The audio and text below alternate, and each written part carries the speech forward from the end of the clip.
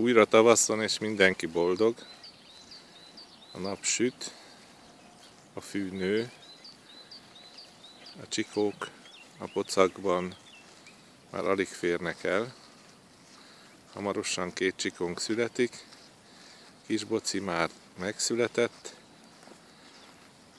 így aztán teljes az élet. Ez kéne mindenkinek, a városi stressz, a mindennapok izgalmai helyett, a béke és nyugalom.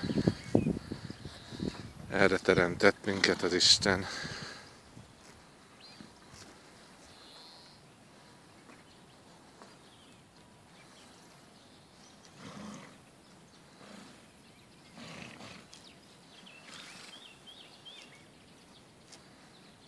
Így élünk, és így is fogunk tovább élni.